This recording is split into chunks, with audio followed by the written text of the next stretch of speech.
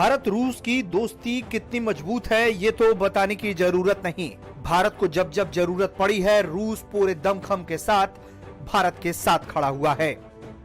Corona vaccine की मांग को पूरी करने के लिए भी रूस लगातार भारत के साथ काम कर रहा है। कोरोना वैक्सीन की मांग पूरी करने के लिए सरकार ने रूस की स्पुतनिक वी वैक्सीन के उपयोग को मंजूरी दे दी है। इस वैक्सीन के घरेलू उत्पादन की प्रक्रिया 3 चरण में पूरी होने की खबर सामने आई है, जिसमें सबसे पहले चरण में भारत को इसकी डोज उपयोग के लिए भेजी जानी शुरू हो चुकी है। दूसरा RDIF थोक में भारत वैक्सीन भेजेगा, जिसे इस्तेमाल के लिए स्टोर करना होगा। वहीं तीसरा और आखिरी चरण है रूस भारतीय कंपनियों को टेक्नोलॉजी देगा, जिससे भारतीय कंपनियां इसे अपने लैब में भी तैयार कर सकती हैं।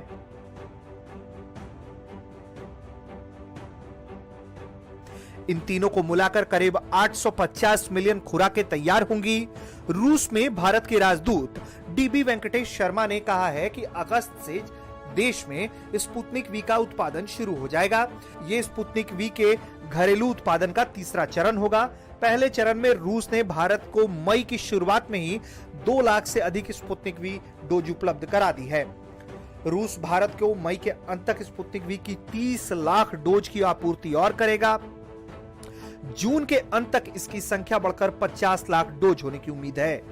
वेंकटेश वर्मा ने कहा है कि देश में बनने वाले स्पुतनिक वी वैक्सीन से रूस को पहले भारत की मांग पूरी करनी होगी, उसके बाद वो इसे कहीं भी निर्यात कर सकेगा। देश में अभी 3 कोरोना वैक्सीन को इस्तेमाल की मंजूरी मिली है। इसमें सीरम इंस्टीट्यूट का कोविशील्ड और भारत बायोटेक की कोवैक्सीन शामिल है। तीसरी वैक्सीन रूस की स्पुतनिक वी है।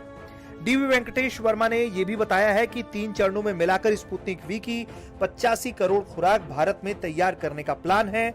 आने वाले समय में इस हिसाब से देखें तो स्पुतनिक वी का हर 6ठा डोज भारत में बना होगा। भारत स्पुतनिक वी के 65 से 70% का उत्पादन करेगा। इस लक्ष्य को चरणबद्ध तरीके से पूरा किया जाना है। देश में रूस की स्पुतनिक वी का उत्पादन 5 कंपनियां करने वाली हैं। इनमें प्रमुख नाम डॉक्टर रेड्डी लैबोरेटरीज का है। रूस के sovereign wealth end fund, Russian direct investment fund ने ही इस वैक्सीन के रिसर्च की फंडिंग की है और अब उसने इसके भारतीय उत्पादन के लिए कई कंपनियों के साथ समझौता किया है, जिनका चरणबद्ध तरीके से भारत में निर्माण अगस्त के महीने से शुरू हो जाएगा, जिसके बाद वैक्सीन की कमी को तेजी से